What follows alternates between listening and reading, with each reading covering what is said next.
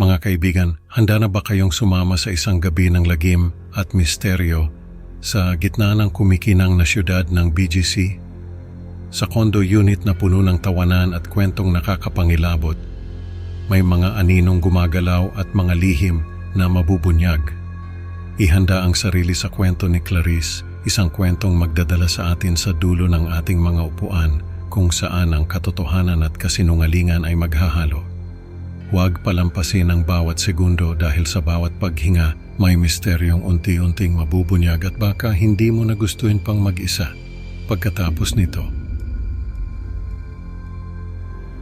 binuksan ni Nathan ang pinto ng kanyang marangyang condo unit sa Bonifacio Global City. Sinalubong ang kanyang mga kaibigan na sina Marco at Clarice na parehong may bit-bit na milk tea mula sa sikat na tindahan sa BGC. "Tara, pasok kayo," bati ni Nathan na may ngiti sa labi. Sa sala na may bonggang tanawin ng mga ilaw ng syudad, umupo si Marco sa isang komportableng sopa, sabay reklamo sa lasa ng kanyang milk tea.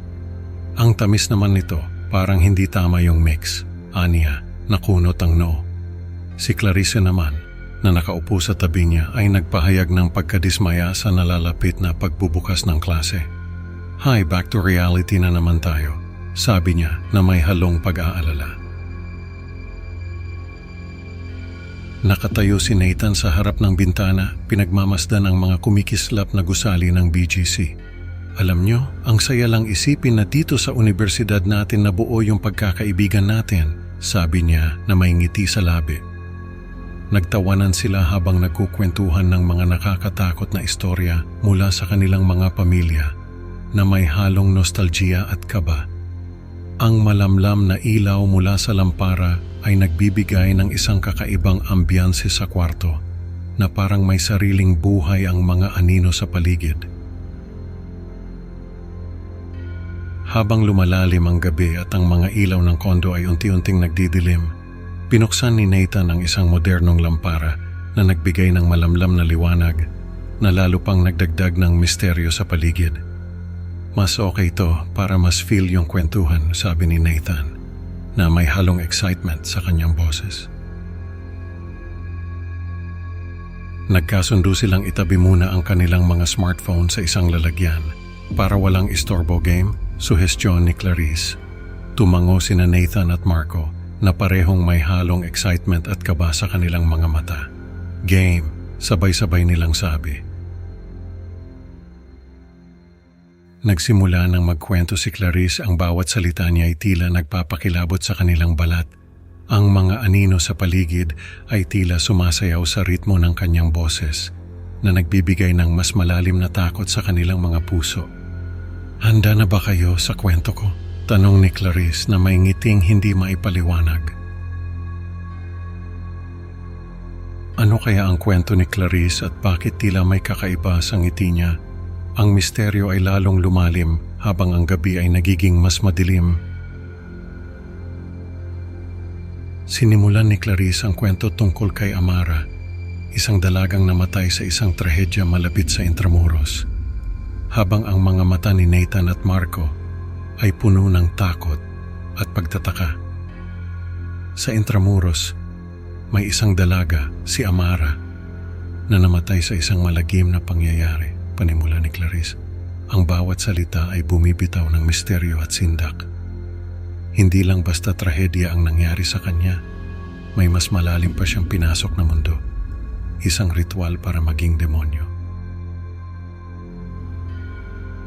Habang ikinukwento ni Clarice ang 7 buwang ritual ni Amara upang maging isang ganap na demonyo, ang bawat detalye ay mas lalong nagpapakilabot habang ang ilaw ng lampara ay tila nagdidilim kasabay ng paglalim ng gabi. Iba't ibang pagsubok ang hinarap niya at sa bawat buwan mas tumitindi ang hirap, patuloy ni Clarice. Kailangan niyang pumasa sa lahat ng iyon para maging tunay na demonyo. Ang silid ay napuno ng tensyon at ang malamlam na liwanag ay parang sumasabay sa bawat yugto ng kwento ni Clarice. Sa huling bahagi ng kwento, ibinunyag ni Clarice na siya mismo ang pumatay kay Amara. na nagdulot ng matinding takot at pagkabigla kina Nathan at Marco. At sa parehong oras, may narinig silang kakaibang ingay mula sa labas ng unit. Ako ang nagwakas sa buhay ni Amara, ani Clarice. Ang kanyang tinig ay kalmado ngunit puno ng kadiliman. Kailangan ko yon gawin, parte yon ng... Hindi niya natapos ang sasabihin dahil sa isang kalabog na nanggaling sa labas na parang may bumagsak o may kung anong gumalaw. Tumayo si Clarice upang siyasatin ang pinagmulan ng ingay. Iniwanan sina Nathan at Marco na mag-isa, na ngayon ay napapalibutan ng katahimikan at ang tanging maririnig ay ang kanilang mabilis na paghinga. Ano yon? Bulalas ni Marco, habang si Nathan ay nakatulala lang, hindi makapaniwala sa mga narinig. Clarice, teka lang, sigaw ni Marco. Ngunit huli na, lumabas na si Clarice ng silid. Ang pagkabalisa ni Nathan at Marco ay tumindi habang naghihintay sa pagbabalik ni Clarice, na may halong takot na baka may masamang mangyayari o may kakaibang nilalang na nag-aabang sa kanila. Pare, di kaya may iba pang kasama si Clarice dito? Tanong ni Nathan, ang kanyang boses ay nanginginig.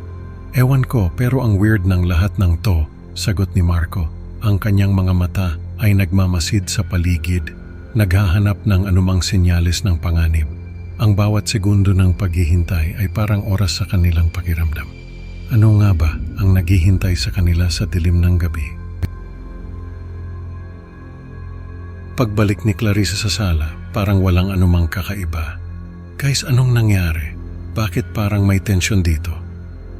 Tanong niya na parang walang kaalam-alam. Si Marco hindi na nakapagtimpi. Clarice, yung kwento mo kanina, iba sa naikwento mo sa akin dati. Ano ba talaga? Ang kanyang boses may halong pag-aalala at pagdududa. Nagkatinginan sina Nathan at Marco, parehong nagtataka sa inasal ni Clarice. Anong kwento, kararating ko lang sagot ni Clarice, na tila ba isang artista sa pelikula na magaling magtago ng lihim. Ang condo unit na dati puno ng tawanan, ngayon ay balot na ng kakaibang katahimikan at ang mga anino sa pader ay parang sumasayaw sa ilalim ng malamlam na ilaw, na lalong nagpadagdag sa kanilang takot. Habang tumatagal, hindi na kinaya ni Nathan ang tensyon. Clarice, ano ba talaga ang nangyari? Ano ang wakas ng kwento mo? Giit niya, ang kanyang mga mata ay puno ng paghahanap ng katotohanan. Pero si Clarice, patuloy lang sa pagkukunwari na walang alam, na lalong nagpainit sa kanilang diskusyon. Sa gitna ng kanilang mainit na pagtatalo, biglang may kumislap na liwanag ng katotohanan sa isip ni Nathan. Hindi pwede ito, bulong niya sa sarili habang sinusubukang pigilan si Clarice sa kanyang masamang balak. Nilason mo ba ang milk tea? Tanong ni Nathan, ang kanyang boses nanginginig sa takot. Umamin si Clarice na may lason nga ang isa sa mga milk tea. Isa sa inyo ang hindi magigising bukas, sabi niya. Ang kanyang ngiti ay tila ba naghahatid ng kamatayan.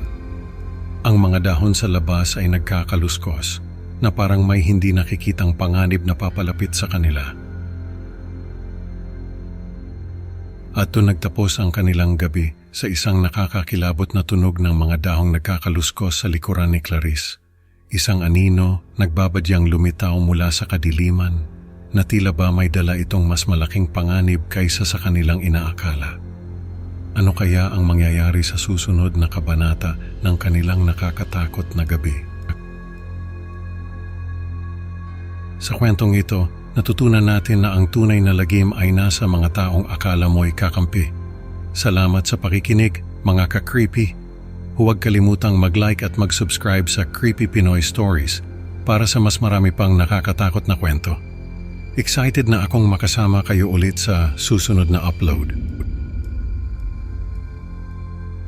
Mag-ingat ka, baka ang susunod na anino sa likod mo ay hindi na kasing harmless ng isang kaibigan. Hanggang sa muli, mga ka-creepy.